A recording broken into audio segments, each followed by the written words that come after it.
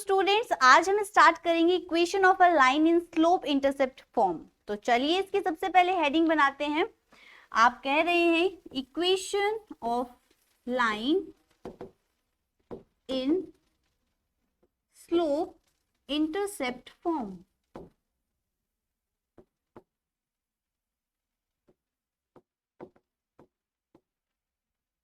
आप इसको हिंदी में क्या जानेंगे? आप कहेंगे ढाल, अंतःखंड,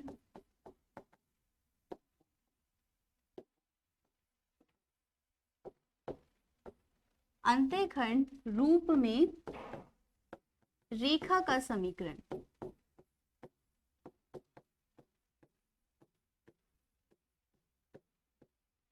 इसके अंदर आपके दो केसेस बनते हैं। आपने इक्वेशन ऑफ अ लाइन तो ऑलरेडी डिस्कस की थी। अब हम इसके आगे हम पढ़ रहे हैं स्लोप इंटरसेक्ट फॉर्म, जिसको आप कहते हैं अंतःखंड रूप। ठीक है, तो ढाल का अंतःखंड रूप कैसे फाइंड करेंगे? तो इसके अंदर दो केसेस, जैसे अभी हमने कहा, केस 1 के अंदर हम पढ़ेंगे कि अगर हमारे पास एक्स एक्सिस और वाई एक्सिस के बीच में एक लाइन लाई करती है। मान लेते हैं कि हमारे पास ये जो लाइन है ये कुछ इस तरीके की है।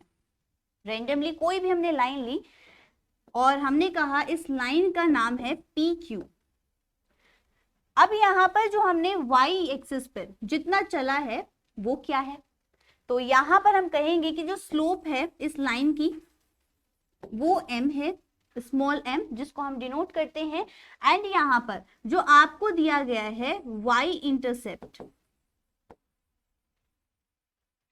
वो आपको C दिया गया है, C पॉइंट।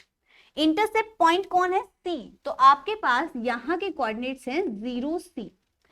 यहाँ पर आपको क्लियर कर दें कि इंटरसेप्ट क्या होता है कि अगर कोई लाइन किसी एक्सिस को जिस पॉइंट पर कट करे वो पॉइंट ही कहलाता है इंटरसेप्ट पॉइंट। अगर हमारे पास y एक्सिस पे कट किया है इस लाइन ने, और किस पॉइंट पर? C पॉइंट पर, तो यहाँ पर इसका इंटरसेप्ट पॉइंट है 0 C। इट मींस C हमारे पास y इंटरसेप्ट पॉइंट है। अगर आपका x इंटरसेप्ट पॉइंट होता, इट मींस ये लाइन x एक्सिस पे कट करती, तो वहां पर जो पॉइंट होता वो कहलाता intercept point of x। Clear? तो अभी हम बात कर रहे हैं y इंटरसेप्ट की। तो y इंटरसेप्ट क्या है? C। तो दो चीजें आपको गिवन है, एक है स्लोप और एक है अंतःखंड y अक्ष पर, क्या है? C। इसके अकॉर्डिंग हमें क्या निकालना है? स्लोप। अगर हम कहें हमें स्लोप फाइंड करनी है और हमें इक्वेशन भी चाहिए इस लाइन की, तो कैसे फाइंड करेंगे? इक्वेशन का एक आपने स्लोप का एक फॉर्मूला पढ़ा था, क्या था वो? कि m equals to y2 minus y1 upon x2 minus x1। इस फॉर्मूले के थ्रू हम क्या कहेंगे कि equation of a line slope intercept form. It means यहां पर हम क्या कहेंगे कि y1 और x1 ये वैल्यूज को पुट करेंगे। मान लेते हैं कि हमारे पास एक पॉइंट है P, या आप R मान लीजिए, जिसके कोऑर्डिनेट है x और y, और जबकि आपके पास जो दूसरा है पॉइंट, मान लेते हैं इसे S पॉइंट, जिसके कोऑर्डिनेट है 0 C। क्लियर? तो ये है आपका एक्स वाई और ये है आपका ये x1 y1 x2 y2 and this is your x1 y1। तो ये वाली वैल्यूज को इनके अंदर पुट कीजिए, तो क्या आएगी value? m equals to y minus C upon x minus 0। यहां पर हम क्या कहेंगे कि हमारे पास है m x minus 0 equals to y minus C, और यहां से इक्वेशन आती है mx equals to y minus C, और इसको अरेंज करने पर y equals to mx plus C. तो आपको क्या मिल गई? एक पॉपुलर फॉर्म इक्वेशन की, जो कि आप जानते हैं y equals to mx plus C. ये बहुत पॉपुलर फॉर्म है आपकी इक्वेशन की, जो आपने पहले भी यूज की हुई है और आगे भी बहुत चीजों में आप देखेंगे इसका यूज। हमने कहा कि ये जो हमारे पास इक्वेशन आई है ये किसके लिए है? ये उस केस के लिए है जब हमें स्लोप m दी गई हो और y इंटरसेप्ट पॉइंट हमें c दिया गया हो। तब के लिए हमारे पास इक्वेशन ऑफ अ लाइन आती है y equals to mx plus c, और इसी को हम कहते हैं स्टैंडर्ड फॉर्म।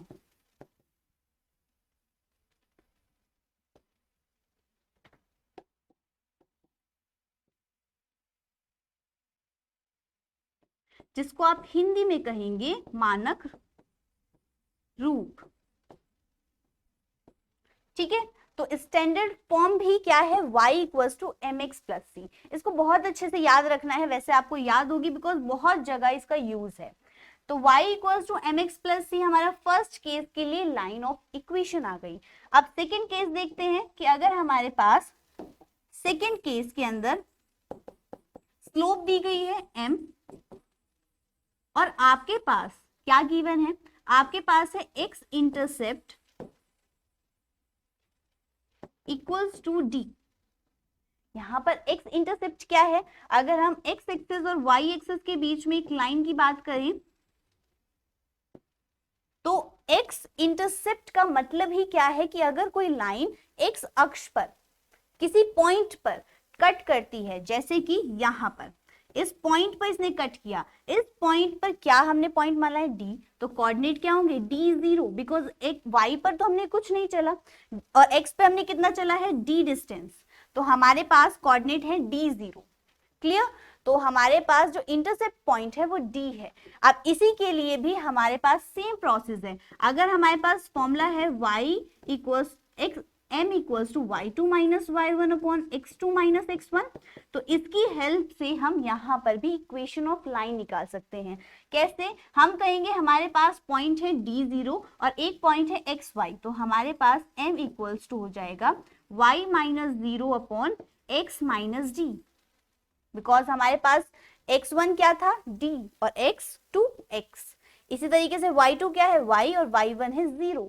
हमने इसको अरेंज किया, क्या वैल्यू आएगी, m x minus d equals to y, तो y equals to m x minus d, ये आपकी इक्वेशन हो गई आपके इस केस के लिए। यहां पर केस क्या था कि x इंटरसेप्ट आपको दिया गया था d एंड स्लोप आपके पास थी m, तब आपके पास जो इक्वेशन आती है वो है y equals to m x minus d। लेकिन इसी के अंदर एक और इंटरेस्टिंग पॉइंट है कि अगर हमारे पास जो लाइन है ये पॉजिटिव एक्स एक्सिस को ना कट करके नेगेटिव एक्स एक्सिस को कट करे, यहां पर ये जो पॉइंट मैंने डिनोट किया है इस पॉइंट पर ये कट करे, तो यहाँ के कोऑर्डिनेट क्या होंगे माइनस d0। मान लेते हैं कि हमने d डिस्टेंस चला है, तो आपके पास जो x इंटरसेप्ट आता है वो होगा माइनस d, और अगर ये माइनस d है तो हमारे पास ये जो फॉर्मूले में हमने अप्लाई किया था माइनस d, तो वहां पर हम लिखेंगे minus d। It is m equals to y minus 0 upon x plus d, because minus minus plus, और आपके पास y equals to m x plus d का फॉर्मूला आ जाता है, और ये है इक्वेशन ऑफ लाइन। क्लियर, तो ये आपके पास दोनों क्या मिली है, इक्वेशन ऑफ लाइन। किसके लिए, स्लोप इंटरसेप्ट फॉर्म के लिए। First is your y equals to mx minus d and second is your y equals to mx plus d। अगर आपको ये दोनों याद हैं तो आपके इंटरसेप्ट पॉइंट्स कुछ भी दिए हों आपको इसके अकॉर्डिंग अप्लाई करने हैं।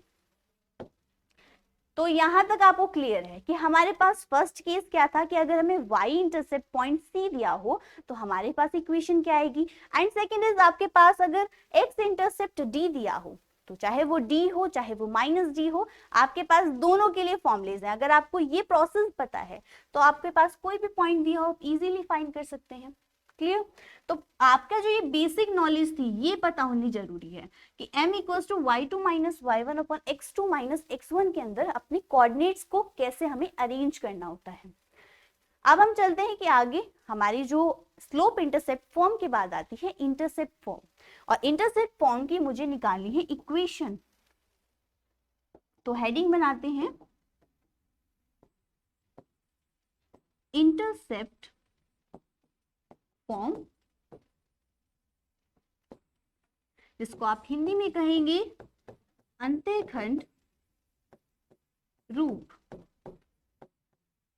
यहां पर आपको क्या मिलेगा, यहां पर आपको बेसिकली आपके इंटरसेप्ट पॉइंट्स मिलेंगे, चाहे वो x एक्सिस पे हो चाहे वो y एक्सिस पे।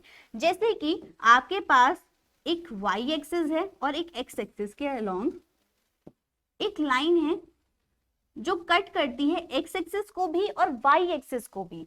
तो इनके पॉइंट्स क्या होंगे, जिस पॉइंट पर ये कट करेगी वो कहलाएंगे इंटरसेप्ट पॉइंट। तो हमने माना एक्स एक्सिस पर इसने कट किया A0 पर, जो कोऑर्डिनेट्स क्या देगा A0। इसी तरीके से y एक्सिस पर B पॉइंट पे कट किया, तो यहाँ के कोऑर्डिनेट्स क्या होंगे 0, B। कोऑर्डिनेट्स हमने फाइंड किए, नाम रख लेते हैं A एंड B पॉइंट्स। अब हमें कहना है कि हमारे पास जो इक्वेशन है इंटरसेप्ट फॉर्म की वो क्या होगी। हम कहेंगे x upon a plus Y upon B equals to 1। ये इक्वेशन होगी आपकी इंटरसेप्ट फॉर्म के लिए जब a और b पॉइंट पर इंटरसेप्ट करेंगे हमारे कोई भी पॉइंट्स। क्लियर? तो इंटरसेप्ट पॉइंट्स अगर 0, b एंड a 0 है तो आपकी इक्वेशन क्या होगी, x upon a plus Y upon B equals to 1। तो इक्वेशन ऑफ लाइन आपके पास आ गई। क्लियर? तो यहां से भी आपको क्या मिला, इंटरसेप्ट पॉइंट मिला। तो दोनों आपने कवर किए, slope intercept form and intercept form. अब हम चलते हैं आगे कि हमारे पास जो जनरल इक्वेशन होती है वो कैसे होती है।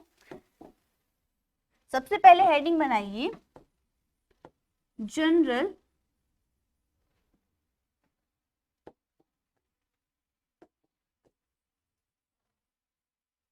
Equation of a line. इसको आप हिंदी में कहेंगे व्यापक समीकरण। क्लियर? किसी भी लाइन की, आपकी रेखा की व्यापक समीकरण क्या होती है। अब इसको डिफाइन करने के लिए आप भूल जाइए जब तक अभी तक हमने जो भी पढ़ा था, हमने स्लोप पढ़ी थी, हमने अपने जितने भी इंटरसेप्ट पॉइंट्स थे वो पढ़े थे, उनको भूल जाइए। यहाँ पर हम क्या करेंगे, एक सिंपल स्ट्रेट लाइन की इक्वेशन निकालेंगे। आपके पास एक कोई भी स्ट्रेट लाइन है, उसकी इक्वेशन क्या हो सकती है, इक्वेशन होगी ax plus B Y plus C equals to 0। ये आपके पास मिलती है इक्वेशन किसकी, एक स्ट्रेट लाइन की जनरल इक्वेशन। इस इक्वेशन के थ्रू आप क्या कह सकते हैं, ये लाइन का जनरल इक्वेशन है। अब आप क्या देख रहे हैं, एक चीज ऑब्जर्व कीजिए कि a x plus B Y plus C equals to 0 एक लीनियर इक्वेशन है। तो आप क्या कह सकते हैं, ये एक लीनियर भी इक्वेशन हमें दी गई है, जिसको आप कहते हैं रेखीय समीकरण। क्लियर? लीनियर इक्वेशन कौन सी होती है, जिसमें वेरिएबल्स जो भी होते हैं x y समथिंग कुछ भी, तो उनकी जो डिग्री है वो 1 हो, उनकी जो पावर्स हो वो 1 हो। यहाँ पर x और y की पावर्स क्या है 1। इट मीन्स ये हमारे पास क्या है, एक लीनियर इक्वेशन है। तो लीनियर इक्वेशन के अंदर हमने कहा ax plus B Y plus C equals to 0 हमारी लीनियर इक्वेशन है।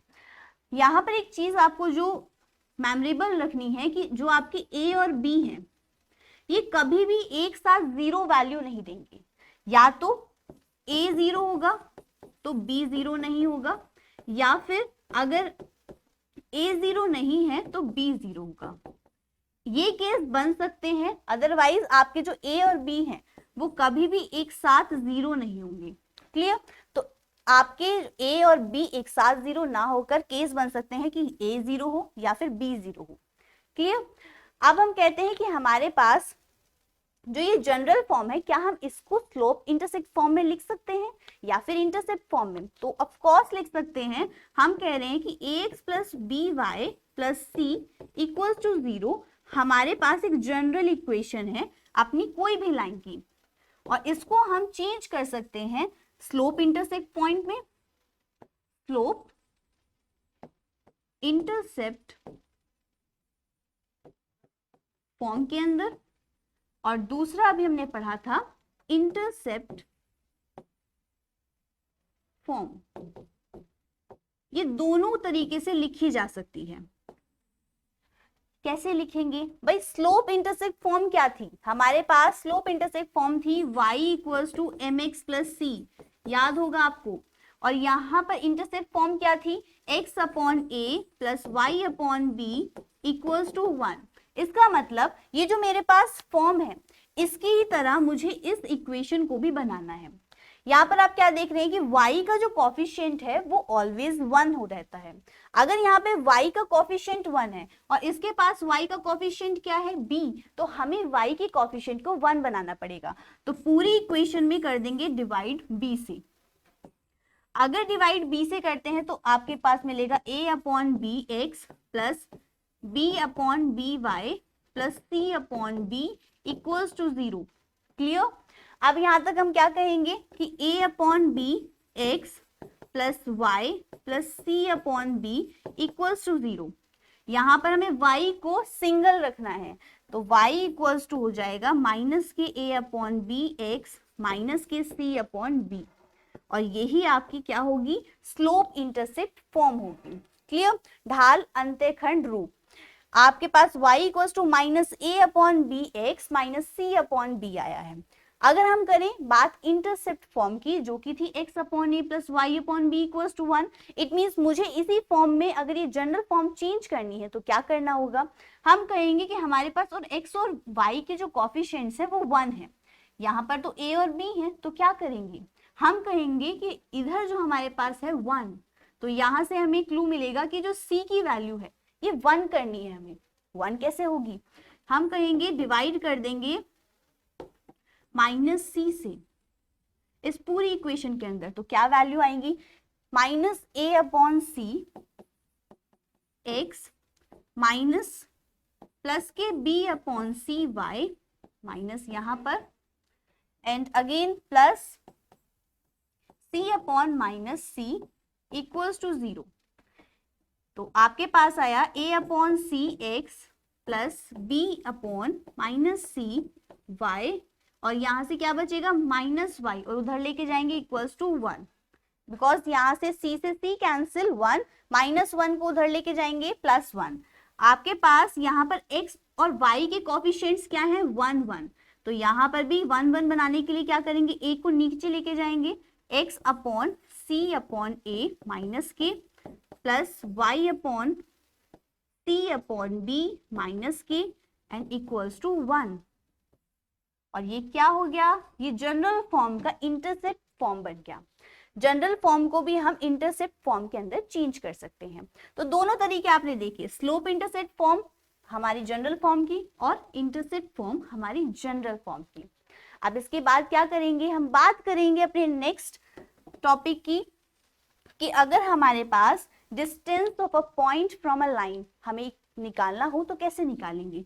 जैसे कि हमारे पास एक लाइन है, ये लाइन है और एक पॉइंट है इस प्लेन के अंदर, और ये पॉइंट अगर कंसीडर करें कि P है, इस पॉइंट P से लाइन तक का हमें डिस्टेंस फाइंड करना है। तो इसी को हम फाइंड कैसे करेंगे, तो इसको बोलते हैं distance of a point from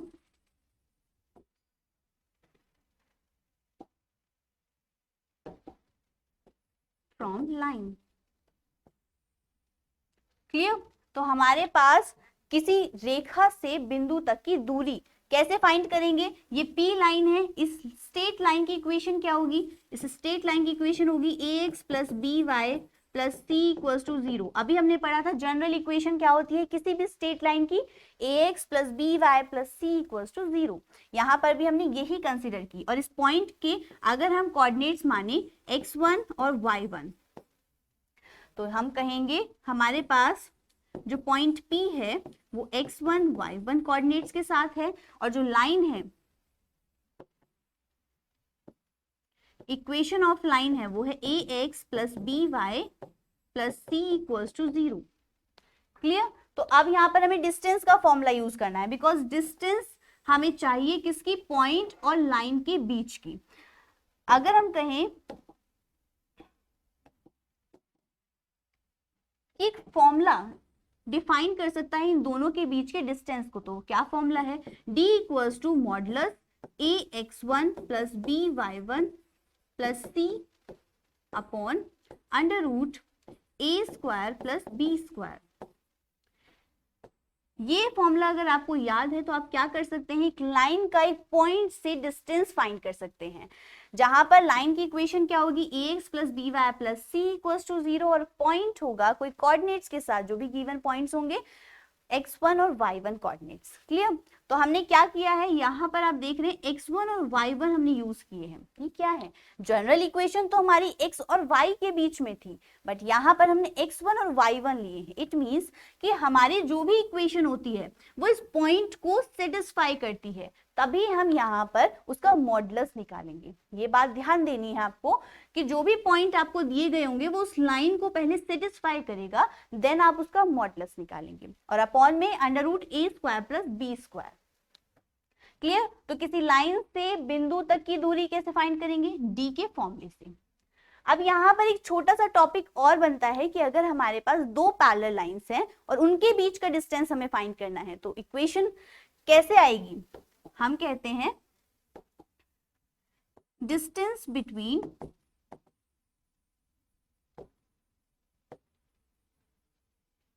to parallel lines.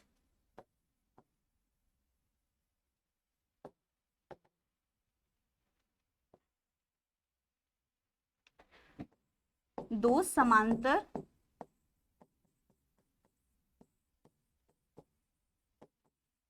रेखाओं के बीच की दूरी।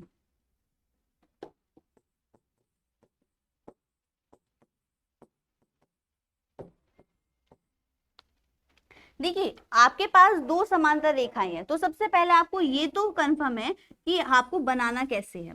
मान लीजिए एक लाइन ये है और एक लाइन ये है, ये दोनों आपस में क्या है, पैरेलल हैं, समांतर रेखाएं हैं। अब इनके बीच की आपको निकालनी है दूरी। तो दूरी कैसे फाइंड करते हैं, मान लेते हैं इन दोनों पॉइंट, इन दोनों लाइंस के बीच में जो डिस्टेंस है वो d है। अब हमें यही d फाइंड करना है। यहाँ पर अगर इस लाइन की जो इक्वेशन है वो हो y equals to mx plus c1, यहाँ पर हमने क्या किया है कि y equals to mx plus c1 इस फर्स्ट लाइन की इक्वेशन हो। इसी तरीके से जो सेकेंड लाइन है इसकी इक्वेशन हो y equals to mx plus c2। तो यहाँ पर हम डिस्टेंस कैसे फाइंड करेंगे, हम कहेंगे कि d इक्वल्स टू होगा modulus c1 minus c2 upon under root 1 plus m square. ये डायरेक्ट आपको फॉर्मूला याद रखना है। क्या है ये, d equals to modulus c1 minus c2 upon under root 1 plus m square. यहाँ पर एक और केस बनता है, अगर आपकी लाइंस की इक्वेशन कुछ इस तरीके से हो,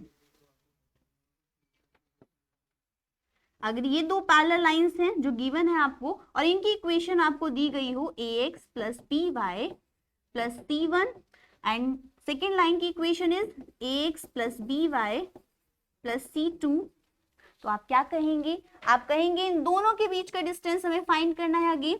तो d का फॉर्मूला यहाँ पर चेंज हो जाएगा modulus c1 minus c2 upon under root a square plus b square. यहाँ पर जो भी c1 c2 की वैल्यू थी उनको माइनस करके मॉडुलस में लिखेंगे upon under root a square plus b square. तो ये दो केस थे, अगर जो भी आपको गिवन होगा उसके अकॉर्डिंग आप अप्लाई कर सकते हैं अपने डिस्टेंस फॉर्मूले को। तो आपके पास इक्वेशन इस तरीके से भी आ सकती है स्टैंडर्ड फॉर्म्स में, और अगर आपके पास जनरल फॉर्म में आती है तो भी आप डिस्टेंस फॉर्मूला फाइंड कर सकते हैं। अब इतनी बात क्लियर होने के बाद चलते हैं क्वेश्चंस के करने के लिए, जिसमें हम देखेंगे कि अलग अलग तरीके से कैसे क्वेश्चंस पूछे जाते हैं। पहला क्वेश्चन दिया गया है कि रेखा का समीकरण आपको ज्ञात करना है जो x अक्ष को मूल बिंदु से बाईं ओर 3 मात्रक की दूरी पर काटती है और जिसकी ढाल -2 है। सबसे पहले जो आपको गिवन है वो है m, जो कि आपको -2 दिया गया है, क्लियरली लिखा है जिसकी ढाल -2 है, और आपको यहाँ पर एक लाइन बोली गई है x अक्ष को मूल बिंदु से बाईं ओर काटती है। इट मींस इंटरसेप्ट करती है एक लाइन, कहां पर, बाईं ओर, ये दाएं ये बाएं, यहां पर। तो यहां पर हम क्या लेंगे, अगर 3 मात्रक है तो यहां पर हमें लेना पड़ेगा -30, बिकॉज ये है नेगेटिव एक्स एक्सिस, और नेगेटिव एक्स एक्सिस के लिए हमने -30 हमारे पास कोऑर्डिनेट्स आ गए।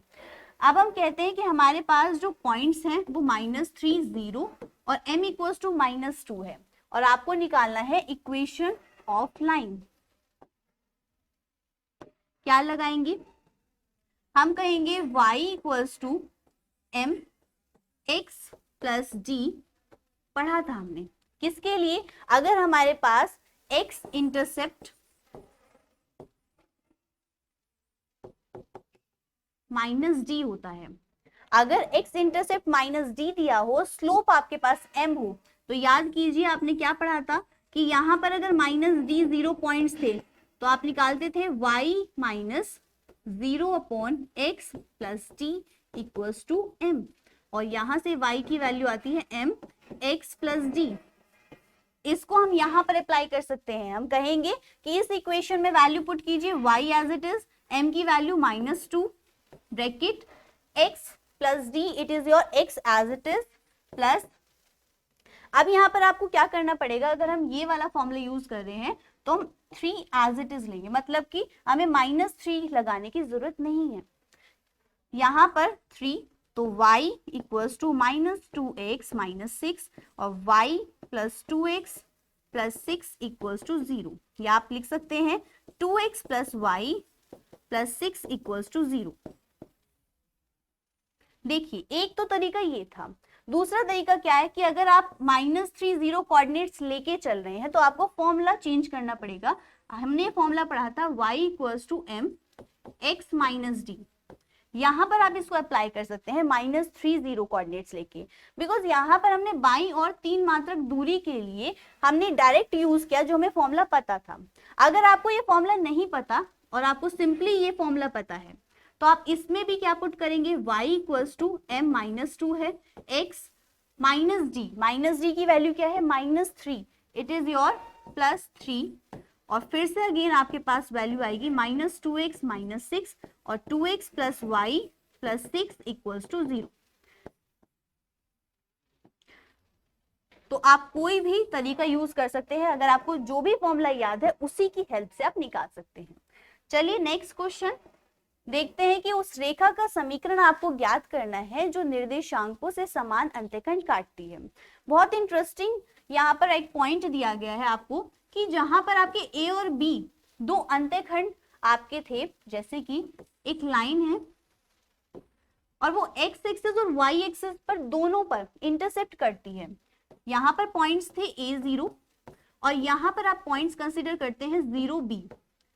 यहाँ पर आपको लाइन क्या दी गई है, जो निर्देशांकों से समान अंतःखंड काटती है। इट मींस यहाँ पर भी A0 और यहाँ पर भी 0A। इट मींस जो A की वैल्यू है और B की वैल्यू है वो आपस में बराबर है, या फिर आप A रख लीजिए या B रख लीजिए। अब आपसे आगे क्या क्या है कि बिंदु 2 3 से जाती है। इट मींस आपके पास फॉर्मूला है x upon a plus y upon b equals to 1। तो यहां से हम अगर a equals to b put करें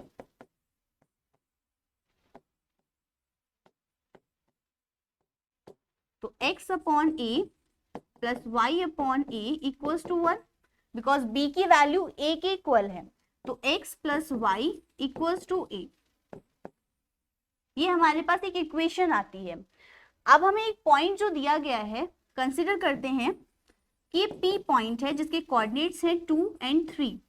अगर ये पॉइंट इस लाइन को सेटिस्फाई करते हैं x plus y equals to a को, इट मींस ये इस पर लाई करेंगे। तो अगर हम इसे पॉइंट्स को सेटिस्फाई कराएं तो हम लिखेंगे P बिंदु को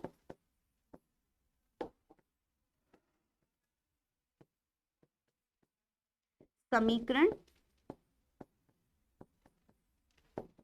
1 से संतुष्ट करने पर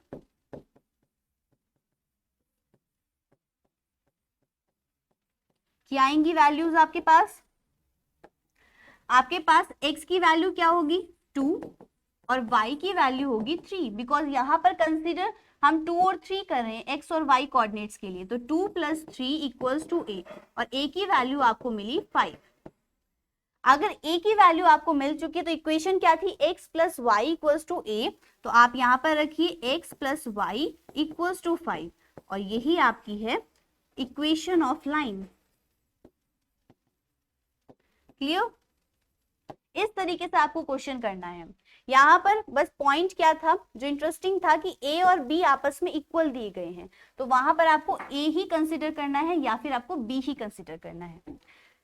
तो नेक्स्ट क्वेश्चन आपका क्या है कि बिंदु 3-5 की रेखा इतने से दूरी ज्ञात कीजिए। अब आप याद कीजिए कि अगर आपके पास एक पॉइंट होता है और एक लाइन, और उनके बीच में आपको दूरी ज्ञात करनी है। लाइन क्या है, 3x minus 4y minus k26 equals to 0। ये आपको पॉइंट गिवन है और ये आपको इक्वेशन ऑफ लाइन दी गई है। आपने ये पढ़ा था कि हमारे पास अगर कोई भी लाइन किसी पॉइंट से दूरी को कंसीडर करना है तो DC से शो करते हैं, और यहाँ पर हम फॉर्मूला बनाते थे कि D equals to modulus ax1 plus by1 plus c upon under root a square plus b square. यही फॉर्मूला आपको यहाँ पर अप्लाई करना है। आप क्या कहेंगे, हमारे पास इक्वेशन है, पॉइंट है, इट मींस अगर ये पॉइंट इस इक्वेशन को सेटिस्फाई करता है तो इट मींस ये इस पे लाई करेगा। तो हम सेटिस्फाई कराएंगे 3 इंटू 3 माइनस 4 इंटू 5, यहाँ पर माइनस 3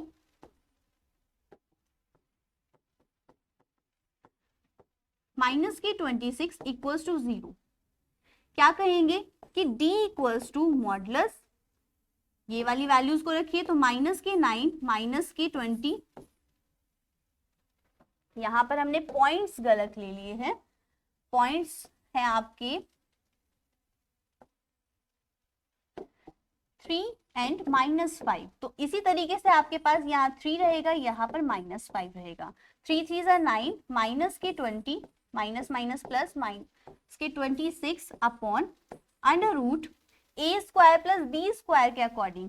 a स्क्वायर क्या होगा, दिस इज 3 एंड 4, तो 3 का होल स्क्वायर प्लस 4 का होल स्क्वायर। सॉल्व करेंगे 9, यहाँ से आपके क्या बचेगा माइनस के 6 upon under root 9 plus 16, value is 1 upon 5 because 25 का अंडर रूट 5 और ऊपर आपकी वैल्यू बचेगी 3, तो पॉजिटिव 3 अपॉन 5, और ये आपका क्या होगा, मात्रक। यहाँ पर आपने मात्रक क्यों लगाया, बिकॉज हम डिस्टेंस फाइंड कर रहे हैं और डिस्टेंस किसी भी यूनिट में हो सकती है, तो आप 3/5 मात्रक या फिर यूनिट का यूज कर सकते हैं और यही आपका होगा आंसर। ये बात आपको यहाँ पर ध्यान रखनी है कि जो भी पॉइंट आपको गिवन होगा वो पहले सेटिस्फाई करेगा इस इक्वेशन को, आगे तभी आपका ये क्वेश्चन सॉल्व होगा। नेक्स्ट क्वेश्चन पे बात करते हैं कि अगर x अक्ष पर वह बिंदु ज्ञात कीजिए जिसकी रेखा इतने पर डाली गई लंबवत दूरी 4 मात्रक है। इट मींस आपको जो डिस्टेंस दिया गया है वो है 4 यूनिट, और जो इक्वेशन है, इक्वेशन ऑफ लाइन, वो है 4x plus 3y equals to 12। अब यहां पर आपसे क्या पूछा गया है कि आपको फाइंड करनी है x अक्ष पर वह बिंदु ज्ञात कीजिए, पॉइंट आपको बताने हैं। पॉइंट को फाइंड करने के लिए आप लगाएंगे d इक्वल्स टू, अगर हमारे पास लाइन है तो मॉडुलस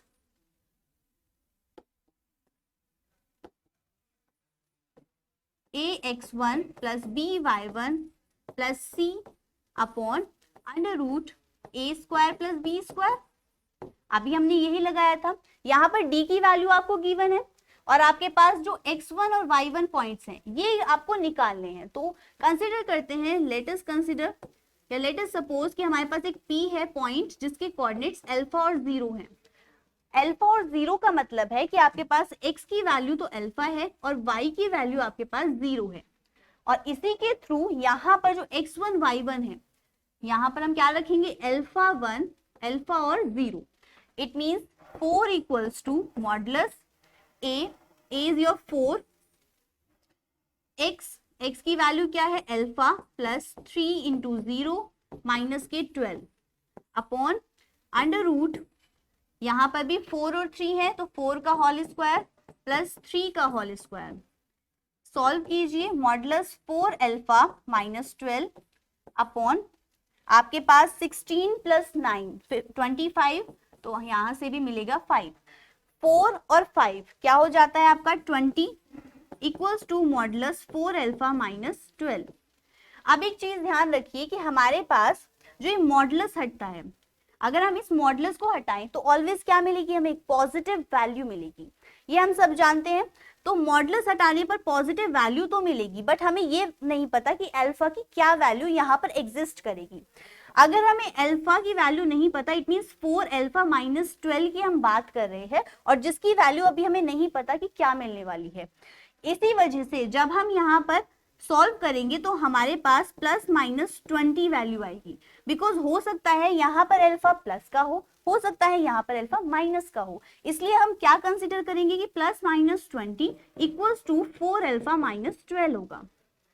अगर हमें यहाँ पर वैल्यू पता होती तो हम ये कंसीडर नहीं करते, लेकिन अगर हमें वैल्यू नहीं पता है तो हमें ये सिचुएशन यहाँ पर लगानी पड़ेगी कि हमारे पास जो वैल्यू है वो प्लस माइनस 20 हो सकती है।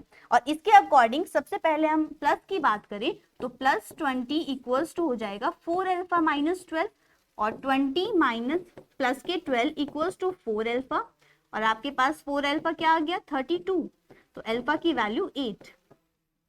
और जब बात करेंगे माइनस 20 की तो माइनस 20 के लिए क्या कहेंगे, minus 20 equals to 4 alpha minus 12 और 4 अल्फा की वैल्यू हो जाती है माइनस 20 प्लस 12 और 4 अल्फा इक्वल्स टू 8 माइनस के, तो अल्फा इक्वल्स टू माइनस 2।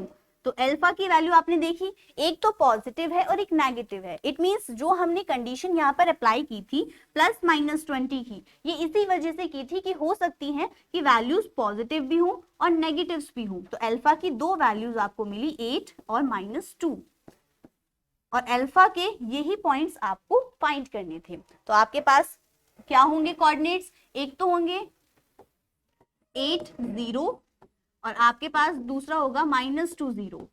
ये दो कोऑर्डिनेट्स हैं और यही आपसे पूछा था। क्लियर? तो ये आपके आंसर। आई होप अभी तक आपको ये सारी चीजें क्लियर हैं और आगे भी हम ऐसे ही क्लियर करेंगे अपने कॉन्सेप्ट्स को। तब तक के लिए थैंक यू, हैप्पी लर्निंग।